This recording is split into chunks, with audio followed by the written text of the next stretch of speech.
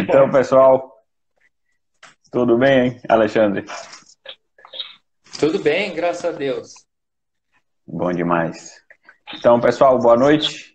Hoje estamos aqui com Alexandre Agiova, engenheiro agrônomo, colega, com mestrado e doutorado em plantas forrageiras e pesquisador da Embrapa, 15 anos. Então, Alexandre, bem-vindo. Muito obrigado por aceitar o convite. Um prazer enorme para a gente aqui poder te receber. Obrigado. Estamos aí esperamos cada vez mais a participação aí dos amigos que estão entrando aí no nosso bate-papo e vamos falar sobre integração lavoura-pecuária-floresta hoje. Pronto, o Ernesto disse aí agora que é seu fã. Ernesto Coza. Ernesto. Então, eu Tem uma também. frase dele que eu gosto bastante, ele está falando muito, que está proibido perder pasto. Já disse a ele que eu vou fazer camisa com essa frase. Ah, sim, a parte de eficiência em pastejo, né? Isso é uma conversa longa aí que a gente tem. Tá, com certeza. Já Então, tem uns pessoal, 2 hoje a anos. gente vai vamos falar sobre integração lavoura, pecuária, floresta. Então, Alexandre, eu acho que seria interessante a gente iniciar você ambientando o pessoal sobre o que seria essa integração aí, que é mais conhecida como ILPF. Bom, nós temos algumas questões que tem que ser, sem entrar aqui, né, porque não é o objetivo, nessas questões de conceito sobre o que é integração lavoura, pecuária, floresta, mas primeiramente, mas mais assim para a gente realmente entender o que é isso. A integração se caracteriza por você ter produção vegetal, seja ela qual for, por exemplo, fibras, algodão, floresta, soja, milho, seja o que for, e pasto, por exemplo, até consorciado, mas com a entrada de animais nesta mesma área. O uso desta área em integração por animais. E essa é uma questão importante, porque muitas vezes o produtor fala, eu tenho uma parte da propriedade em que eu faço soja, e sempre plantei, ou eu tenho uma parceria com alguém. Bom, se não entrar um animal, não é integração. Porque quando o animal entra, ele pisoteia na área, ele faz dejeções de fezes e urina. Então, assim, tu tem um condicionante importante que o animal acelera os processos e interfere também se mal manejado. Então, por exemplo, se trabalhar com um pasto muito baixo, o sistema radicular das plantas sofre e, por exemplo, o ingresso, o acúmulo de carbono, que é uma das grandes vantagens do sistema integrado, a gente acaba não tendo esse benefício. Então, integração é produção animal e vegetal na mesma área. Não necessariamente ao mesmo tempo, nem poderia, né? Os animais entrar, por exemplo, numa lavoura de soja, mas durante o ano, ou dentro de um ciclo de rotações a cada 2, 3, 4 anos, os animais entram nessa área. Interessante, bacana. Então, ficou bem claro. Então, a gente tem várias modalidades, né, Alexandre, que podem ser feitas essa integração. Sim,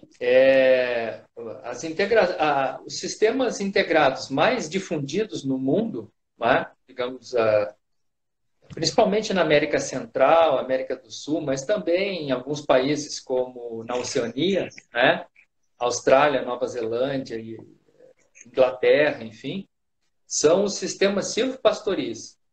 O que é um sistema silvopastoril? Onde há presença de árvores e pasto. Eles são dos sistemas mais antigos, tem alguns sistemas tradicionais, por exemplo, também em Portugal, em que tem a produção de corticeiras, né? Que é explorada e tem exploração animal. Então, esses sistemas são muito antigos, apesar de que integração também depois a gente até pode falar um pouquinho sobre isso, mas que são os mais comuns, ou seja, a presença de árvores para diversos fins e pastejo, né? Gado de leiteiro ou gado de corte nessa área. Mas o Brasil desenvolveu muito além disso, né? Esse sistema silvopastoril, que basicamente no Brasil é com eucalipto, a maior parte das áreas, mas também com pinos. Existe grande potencial com espécies nativas, né? São os sistemas de integração lavoura-pecuária. E aí, inclusive, nesses sistemas, tem vários. Tem o sistema São Mateus, mais para solos arenosos, em que você começa com uma recuperação de pasto, faz a palhada, que se diz, né? Faz a cobertura do solo para entrar com lavoura depois, uma recuperação dessa área de solo. Mas também o sistema Santa Fé, um dos mais antigos, Barreirão, né? Lá do pessoal de Goiás, depois do sistema Santa Fé, que é uma consorciação de milho com capim, com braquiária. E isso evoluiu para consorciação com sorgo e capim, consorciação de sorgo com, por exemplo, leguminosas também, né? Que é uma coisa que a gente tem trabalhado mais ultimamente. Então, os sistemas de LP ocupam... existe um levantamento feito pela Clefman, uma empresa de consultoria, em que esses sistemas de ILP, ou seja, só integrar lavoura com exploração a pasto, né, com bovinos, principalmente bovinos de corte, eles ocupam 87% das áreas de integração, de sistemas integrados, né? E que para 2018 a previsão é que nós tivéssemos 15 milhões de hectares em sistemas integrados no Brasil.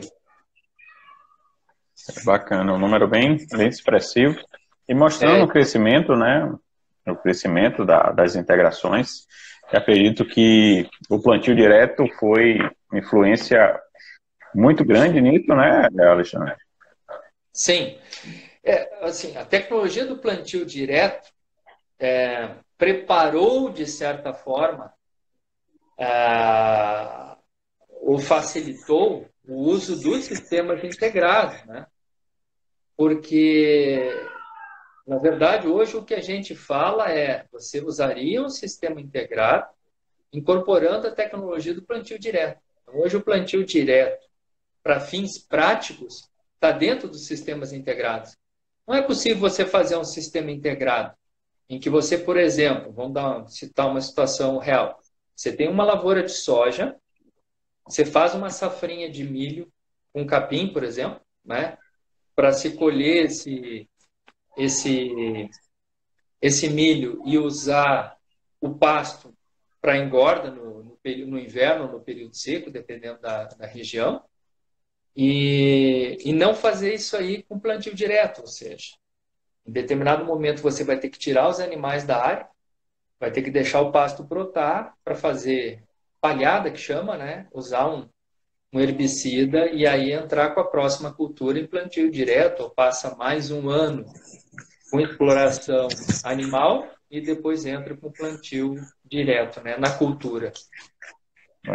O João K., colega de vocês, né, da Embrapa, sim, ele veio palestrar aqui na Bahia uma vez, ele falou isso, das 4 safras que se consegue no ano. Então a gente tem a soja, tinha o milho, o capim e a palhada. Então quem não faz palhada acaba produzindo, tem no que produzir o capim para formar a palhada. Então quem faz a integração ainda utiliza o capim folgado e faz a palhada. Então ele chama isso das 4 safras que a gente consegue num ano agrícola com a integração. Acho bastante interessante essa visão. É muito bacana, realmente. Porque assim, a palhada, né, a cobertura do solo, tem todas as implicações práticas que tem para o plantio direto, mas agora dentro do sistema integrado. Você vai conservar a umidade do solo, você vai impedir crescimento de plantas daninhas, você vai incorporar matéria orgânica no solo, e esse solo com acúmulo de matéria orgânica particularmente importante para solos arenosos, né, é de extrema importância. Evita erosão, acúmulo de matéria orgânica, o solo tendo matéria orgânica acumula mais água, tem ciclagem de nutrientes. Então, na verdade, o termo que a gente tem usado são efeitos sinérgicos, né, que vêm dos sistemas Agora, os sistemas são os mais diversos possíveis, como você falou, né? Eu posso ter uma rotação de 1 ano e meio. O que seria isso? Eu faço um pasto, utilizo com animais, deixo brotar, faço palhada, entro com soja, entro com milho, faço com pasto de novo, né? Então, é um sistema assim, bastante intensivo, né? Agora, eu posso ter sistemas de rotação.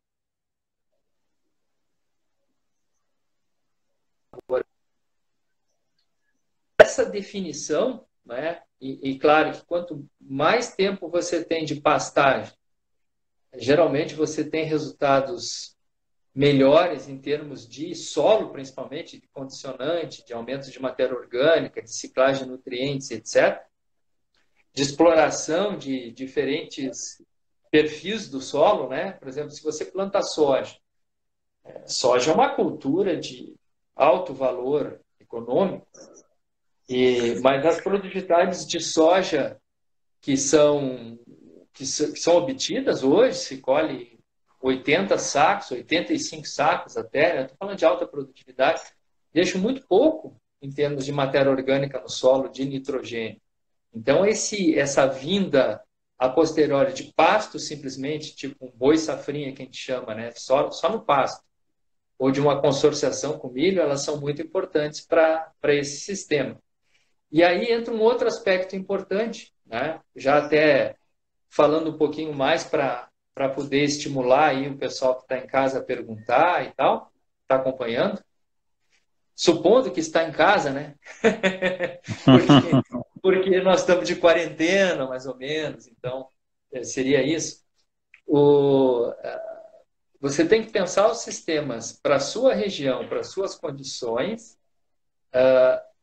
de acordo com o tipo de exploração que na região ocorre. Então, você vai usar as vantagens da lavoura numa região pecuária, mesmo que seja pecuária de leite, para trazer os benefícios da fertilidade do solo, da produção de grãos para uso na própria fazenda, para venda comercial. Então, é um tipo de integração mais voltado à pecuária, em que você vai fazer lavoura, por exemplo, em áreas menores, ou vai fazer uma lavoura a cada 3 anos, enfim, né? E você pode ter sistemas mais intensivos, em que a produção de grãos é a base, e aí você vai trazer a pecuária como um complemento de renda. Por exemplo, numa situação de boi safrinha, em que você adquire os bois para engorda no sistema e vende os bois ao final desse período. Quer dizer, você não retém, você não tem criação pecuária com cria, recria e engorda. Bacana. Interessante disso também é que não é muito comum aqui na minha região, eu estou aqui no litoral da Bahia, está começando um pouco essa questão da integração com milho aqui no litoral norte, mas a gente não tem muito pesados, mas eu conversando com o pessoal do Centro-Oeste, o que é que a gente nota é que as pastagens ficam mais verdes por mais tempo na questão da integração.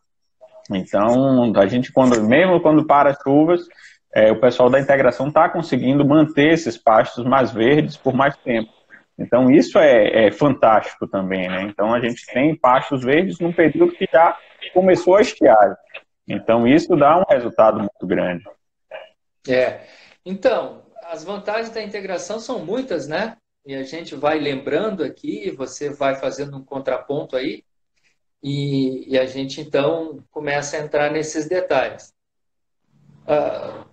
Na verdade, eu sou um pouco, como é que eu vou dizer assim, talvez até fatalista, no seguinte sentido.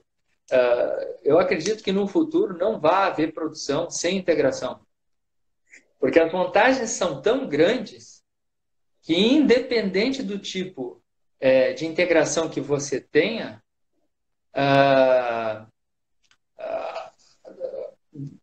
ela digamos assim, vai ser uma prática que todos vão adotar, porque você tem forragem no período verde, você tem ciclagem de nutrientes, você tem alternativa de renda, quando você, por exemplo, entra com eucalipto em sistema agro-silvopastoril.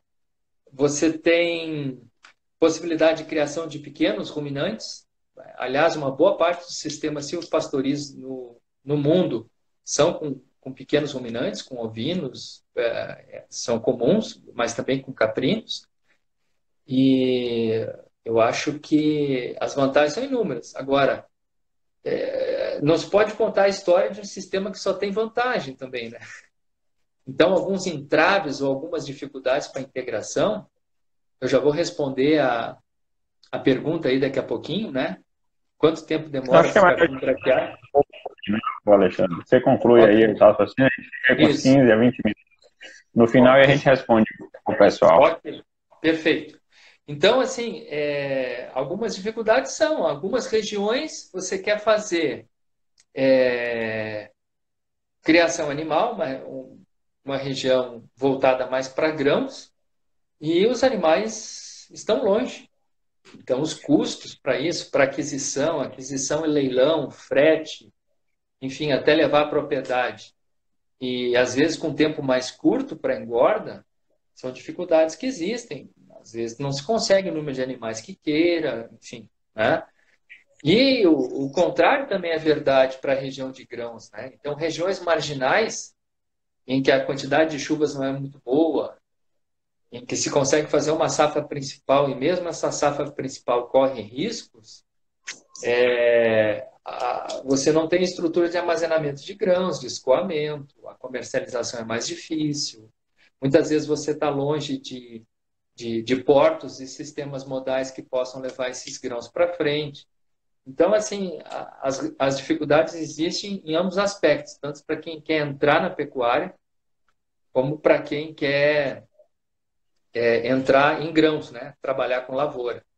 Mas são dificuldades que vão sendo vencidas e que fazem o sistema avançar a passos largos. Então, veja que se nós estamos falando em 12, 15 milhões de hectares, são áreas grandes e são sistemas que estão avançando. E se a gente pensar isso aí num horizonte curto de tempo, são áreas bem consideráveis.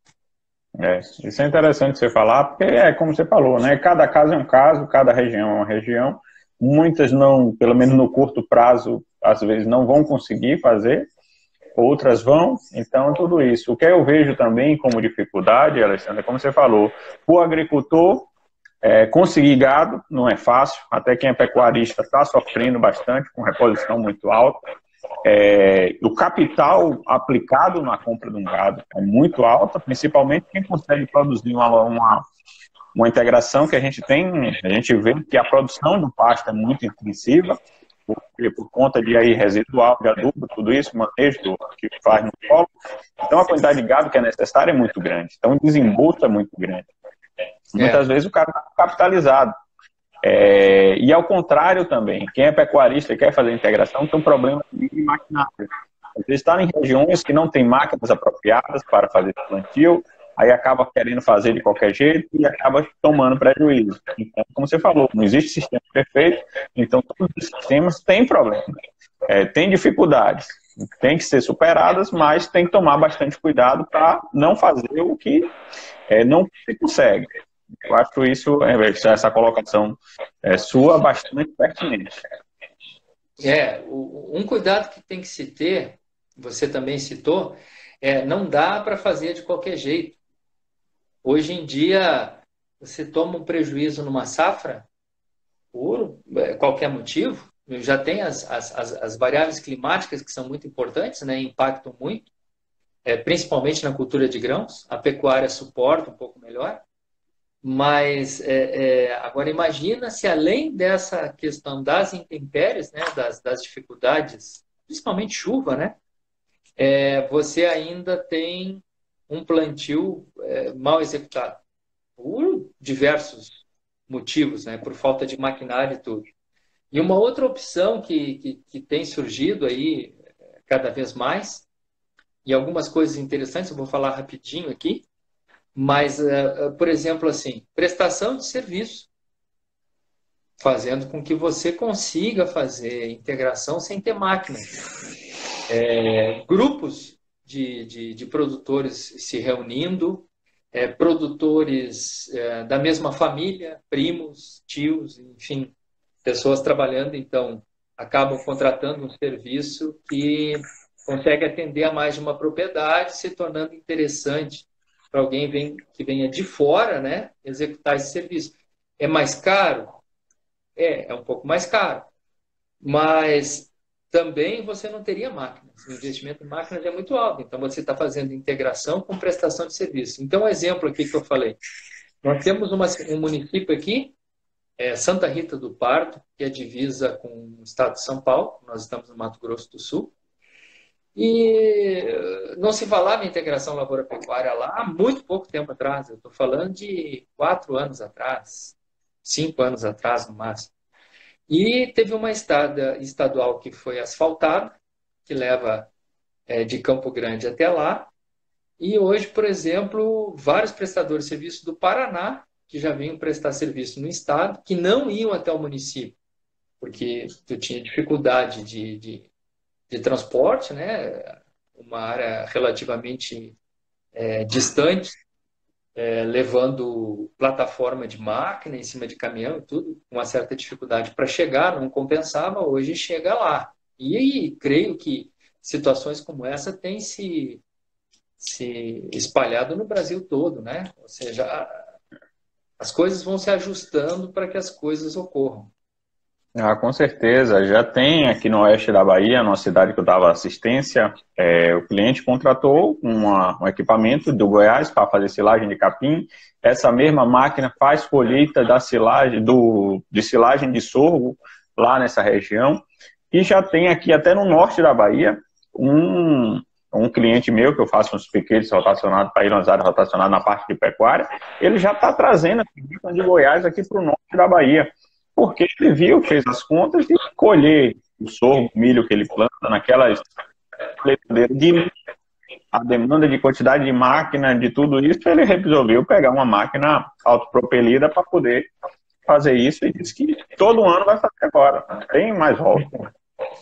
Essas máquinas de colheita total são muito interessantes, né? Por exemplo, máquinas que são utilizadas para colher cana, que também tem alto rendimento para se fazer silagem, para confinamentos, e a gente tem visto viabilidade, por exemplo, de confinamentos com um pequeno número de animais, que antes não era possível, a partir do momento que existe esse serviço terceirizado, que o produtor pode plantar e, portanto, pode destinar uma área da propriedade, às vezes relativamente pequena, porque silagem tem uma produção alta, né, em pequenas áreas, e aí engorda aí 500 cabeças, 1.000 cabeças, enfim, aí 1.500 cabeças, 2.000 cabeças.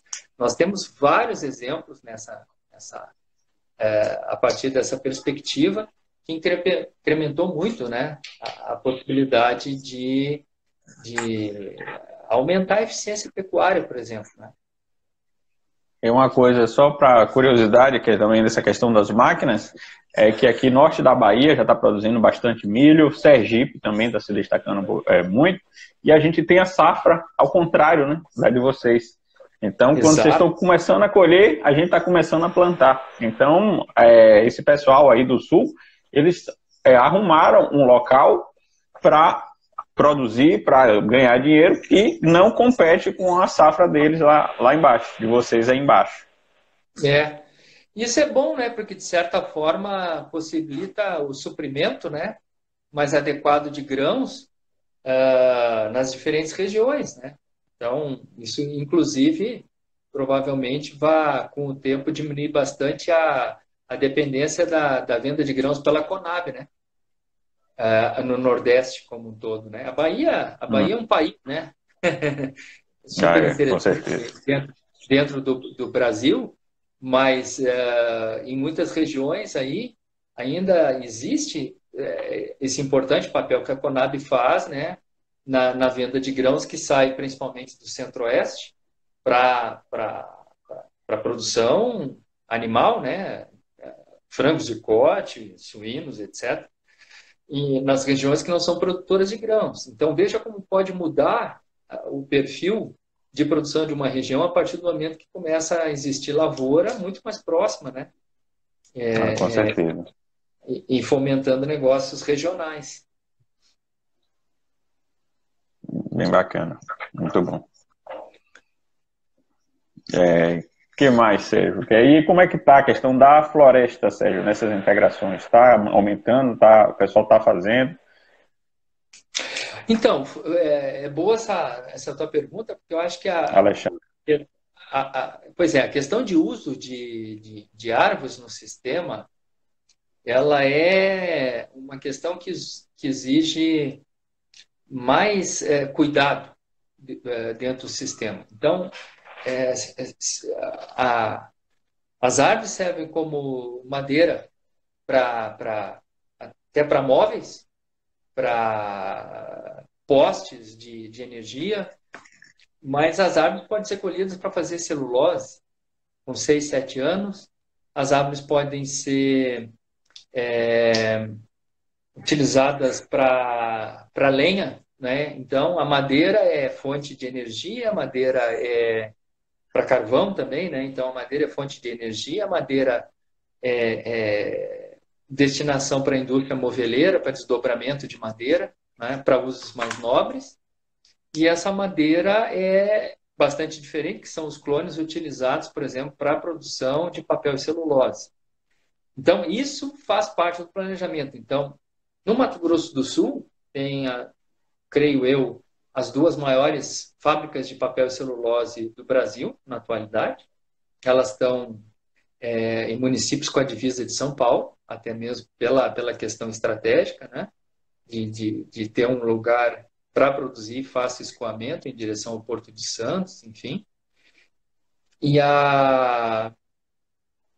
aí, então, para essas empresas, é um raio curto. Não é?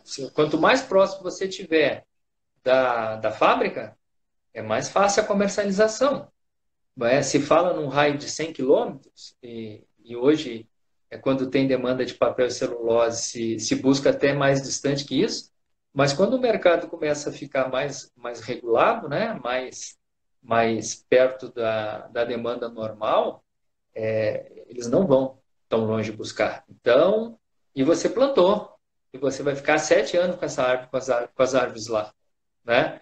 Então, assim, tem que ser bem pensado. Se você vai pensar em qualquer outra espécie florescial, por exemplo, com destinação para a indústria moveleira, você está falando de 12 a 15 anos. Então, essa situação tem que ser muito bem planejada, tem que ser pensada, tem que se ter uma ideia melhor do mercado. E também existem situações em que o uso, por exemplo, de clones de eucalipto não tem clones adaptados à região. Existem alguns tipos de pragas locais que atacam, como o percevejo bronzeado no Paraná, como outras pragas, enfim, que desfolham os eucaliptos e etc. Então, assim, ainda esses sistemas estão em ajustes. Quanto mais longo é o sistema de integração, como, por exemplo, esse silvopastoril, em que você vai fazer uma produção vegetal, árvores, né? Tem que ser bem pensado, porque eu lembro bem, nessa região da Baía de Vitória da Conquista, ali, no sudoeste baiano, os clones de eucalipto que foram plantados não foram bem ali. Não sei como é que está hoje, mas foi uma região em que não se adaptou. Tem uma questão aí de pluviosidade, né? de chuvas anuais que estavam na faixa de 1.000 milímetros, né? Em Vitória da Conquista até um pouco mais, mas, por exemplo, em Tapetinga, e hoje elas estão abaixo de 1.000, na média. Então, são questões que vieram a mudar. 100 e poucos quilômetros ali já está chovendo 1.500, 2.000. Então, isso tem que ser bem levado em consideração. Com certeza. O eucalipto ele está crescendo bastante aqui na minha região, aqui litoral norte, Recôncavo.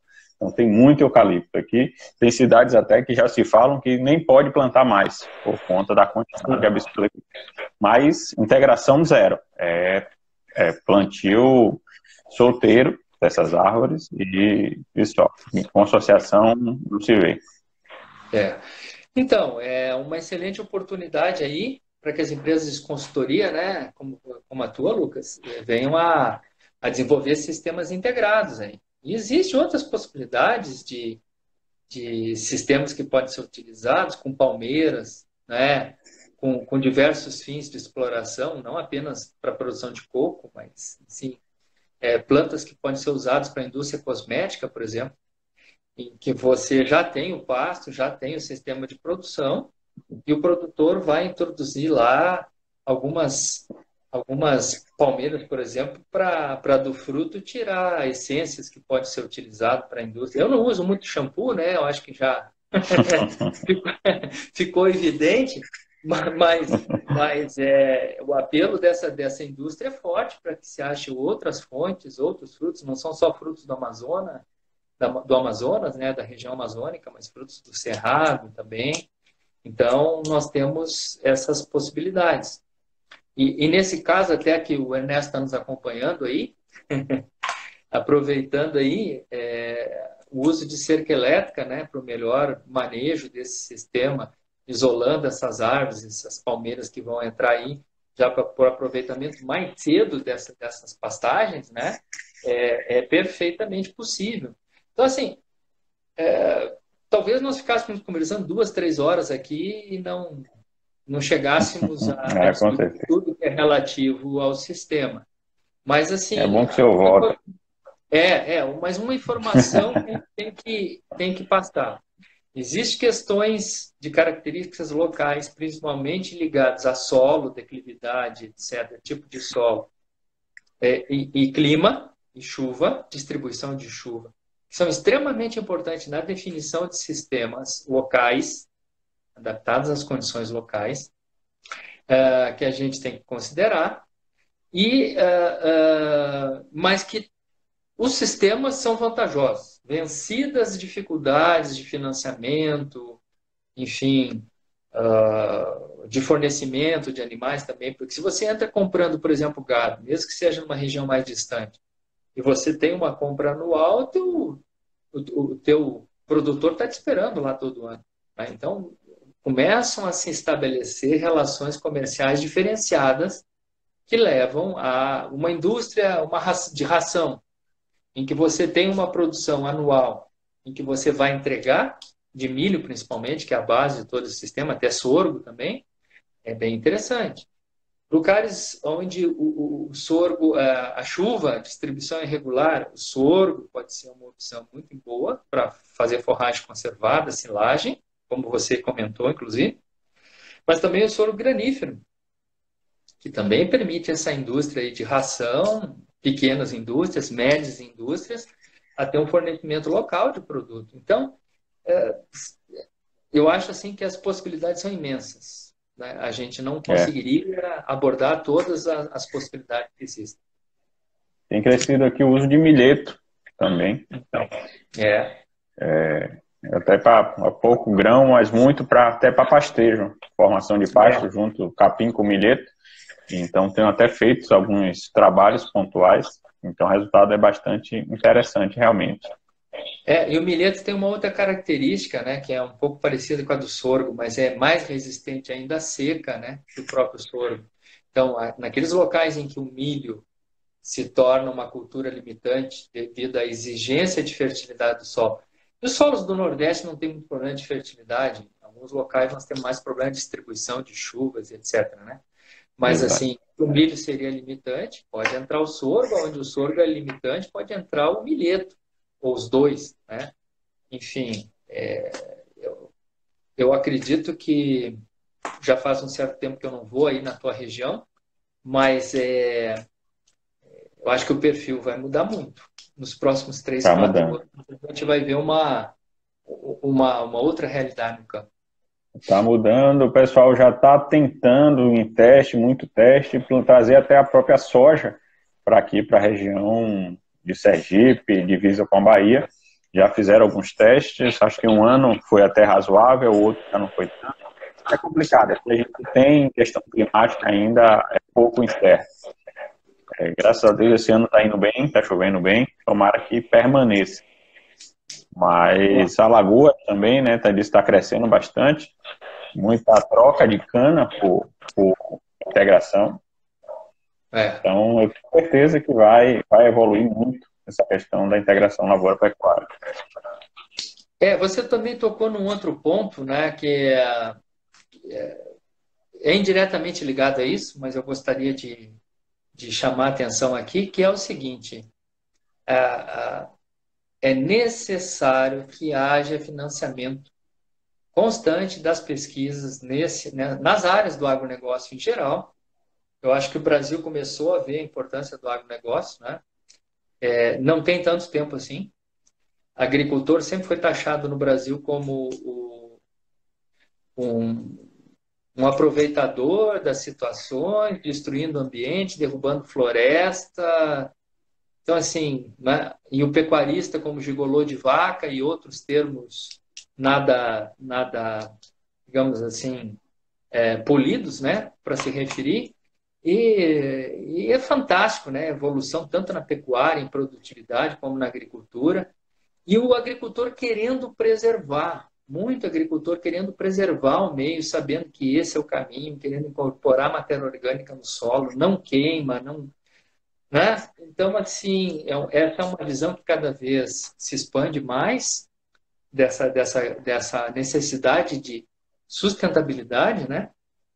E à medida que a gente vai indo para essas regiões, como você comentou, que não têm esses sistemas estabelecidos, a importância de você ter incentivos, estudos de empresas estaduais de pesquisa, de desenvolvimento de cultivares específicos, como, por exemplo, o IPA faz em Pernambuco, em relação ao sorgo.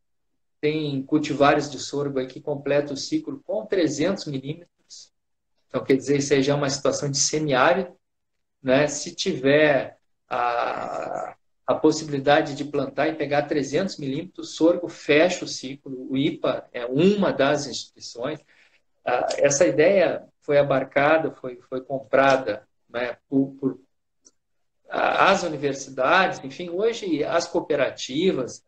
É uma coisa disseminada no Brasil e que só tem possibilidade de crescer, né? Com certeza. Por isso, e outra coisa, quando você tem uma ideia, por melhor que seja a sua ideia, e que você até desenvolveu essa ideia no sentido de um protótipo, de uma metodologia, enfim, de um uso ao qual ela se destina, essa ideia só vai funcionar, na verdade, quando todo mundo comprar essa ideia. Quando as pessoas perceberem que aquilo que você está fazendo é uma coisa boa, é o caso dos sistemas integrados, e que, portanto, ela deve ser replicada, deve ser adaptada e deve ser usada para as mais diversas condições. E aí sim, acontece como aconteceu de nós darmos uma perspectiva de até 15 milhões de hectares. Ou seja, é bom, funciona, então vamos fazer. Todo mundo se anima para fazer, né? Com certeza. Isso é interessante, essa questão do financiamento. Eu acho que todo mundo que assistiu a Daiane sentiu inveja do modelo neozelandês, a questão lá dos produtores, ter aquela associação do país inteiro, financiada por eles mesmos, produzindo pesquisa para eles mesmos, é uma coisa muito boa, muito fantástico, aquele negócio, essa experiência que a Daiane trouxe para a gente.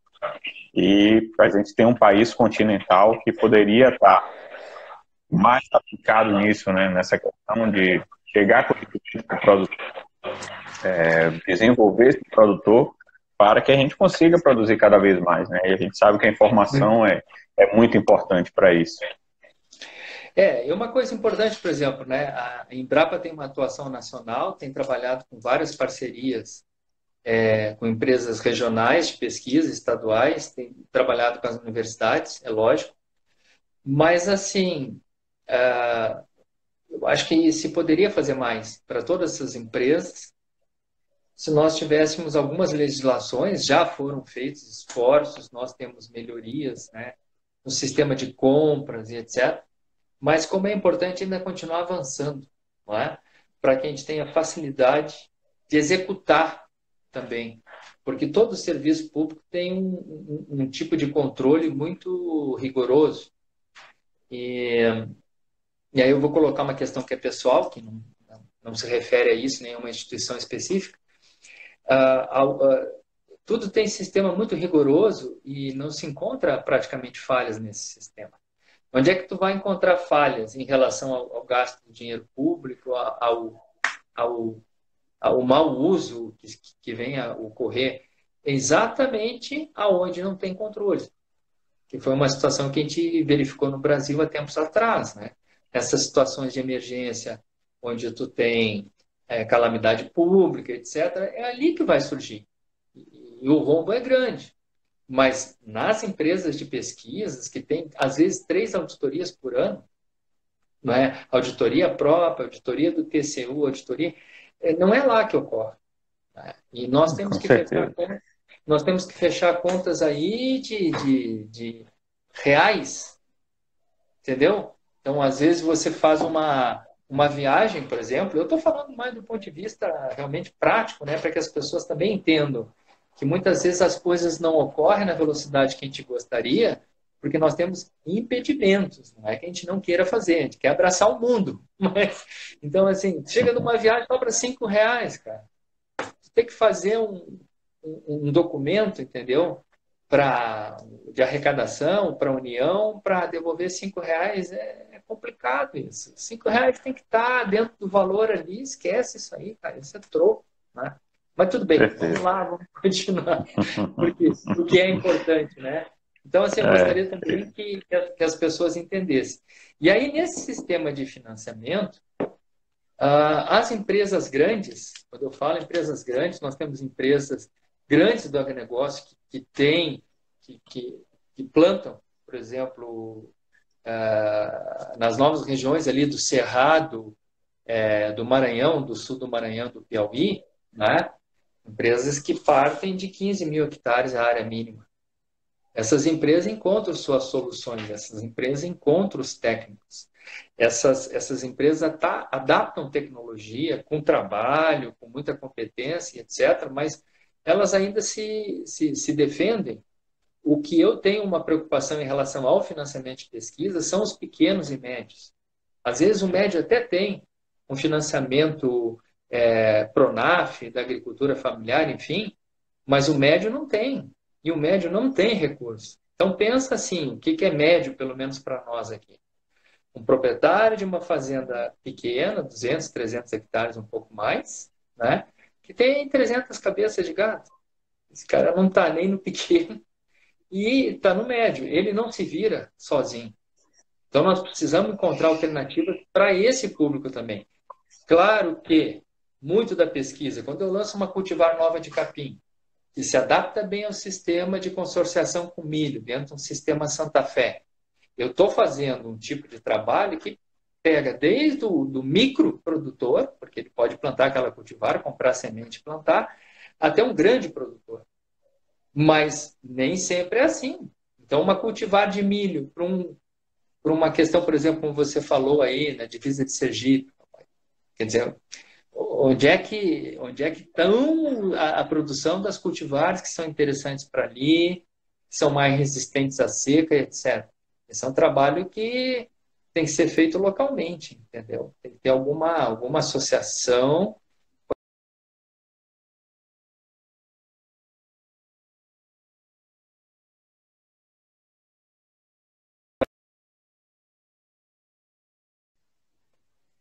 Opa, acho que deu uma travadinha aí.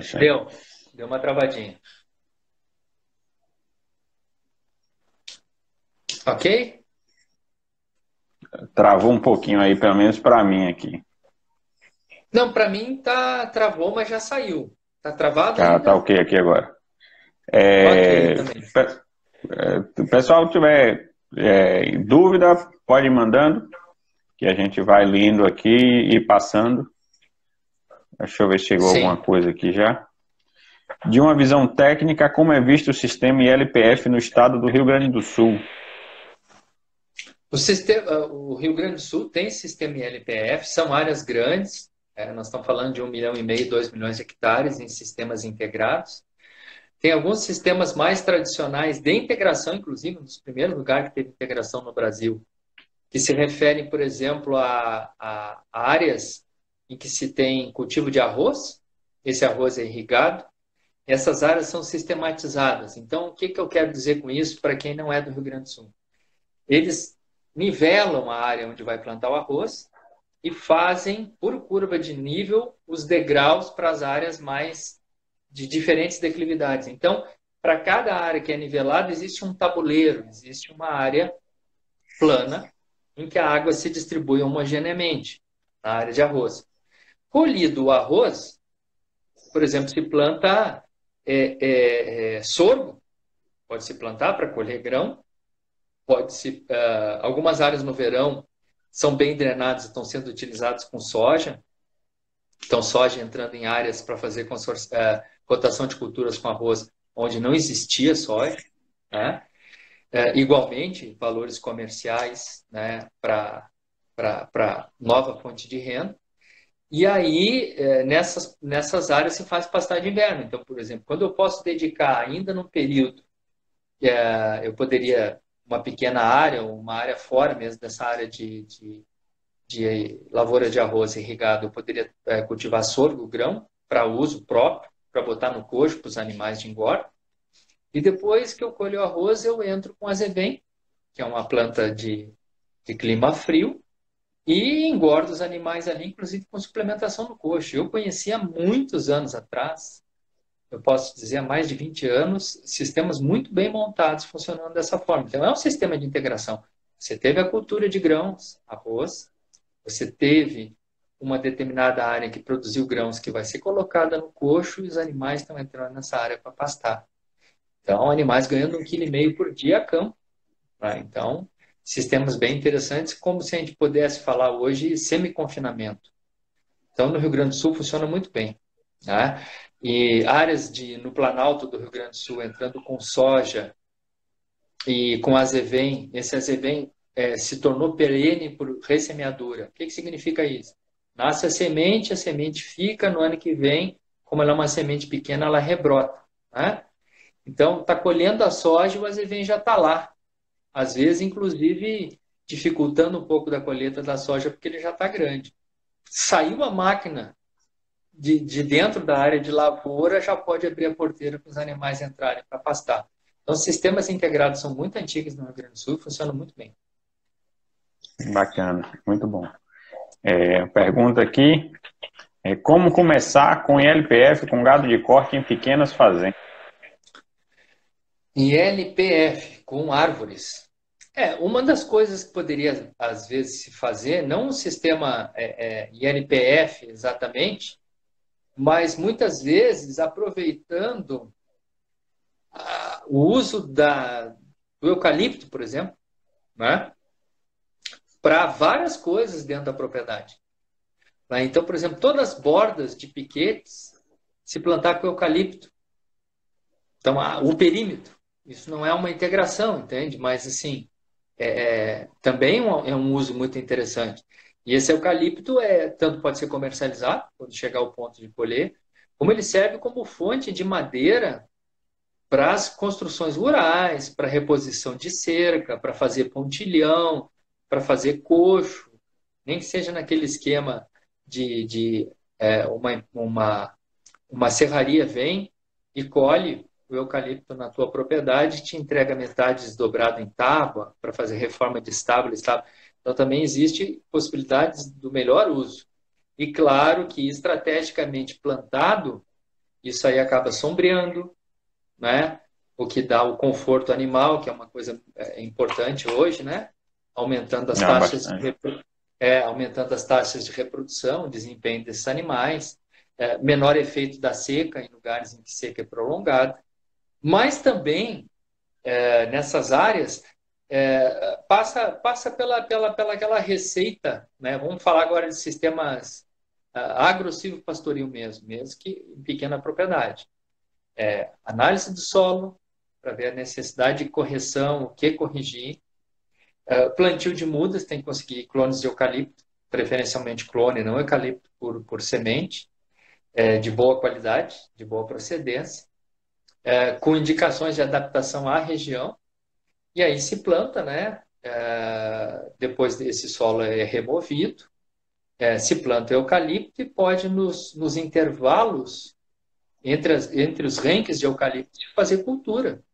Ou seja, praticamente como era antes. Passado um ano, por exemplo, que se utilizou essa área com cultura e etc., se ainda não se tiver os animais, a partir do entrar precocemente com os animais usando cerca elétrica, ou atrasar um pouco a entrada se tiver alguma dificuldade, para que esse eucalipto cresça. Então, vamos dizer assim, em regiões em que tem um período de chuva normal no verão, por exemplo, período seco para o centro-oeste, para a região do Brasil central e até aí as regiões limites aí com a Amazônia Legal. Eucalipto com clones de bom crescimento, ele cresce 12, 15 metros no primeiro ano, não é? Então, tu tem uma resposta muito rápida. Claro que depois, com o tempo, ele para esse crescimento, né? Diminui essa velocidade de crescimento em altura e começa a engrossar o tronco, que é aí que ele vai produzir a madeira, o cerne, né? Mas, assim, é a mesma forma, análise de solo, o plantio, se a área é uma área que tem infestação de plantas daninhas, se vai ser usada precocemente para pastejo, entra com capim, tá? Se utiliza um herbicida, se faz as linhas para plantar as árvores, se isola as árvores, se usa em pastejo. Então, em propriedade pequena, inclusive, essa questão de isolamento das árvores é mais fácil, né? Imagina uma área com 2, 3 mil, 4 mil hectares de fazer isolamento de tudo, né? Então, áreas menores é até mais fácil. Com certeza. Um amigo Saulo aí perguntou... Desculpa, Lucas, só uma coisa importante. Não, pode concluir. Era uma outra pergunta. É o distanciamento entre os renques das árvores. Então, se você está pensando num sistema em que você quer madeira para vender como lenha ou madeira para uso como papel e celulose, na maior parte dos locais papel e celulose é mais difícil, né? Mas vamos dizer como escora para construção civil, vara para construção civil, para escorar concreto armado, que está colhendo aí com 3 anos, esse espaçamento pode ser mais curto, se não for fazer culturas de grãos também. Né? Agora, em áreas em que se vai entrar com lavoura, por exemplo, é necessário em que tu tenha um espaçamento razoavelmente grande entre os renques de árvore e essa madeira seja colhida mais tarde, por exemplo, com 12, 15 anos. Né? Pode ser feito um desbaste antes, etc., mas deixar engrossar esse tronco para ter valor comercial por mais tempo. E aí tu precisa distâncias maiores entre os renques de árvores. Então nós estamos falando aí de pelo menos 20 metros, 20, 24 metros, 25 metros. Entendi, bacana. Perguntaram se você conhece a Acacia Majum.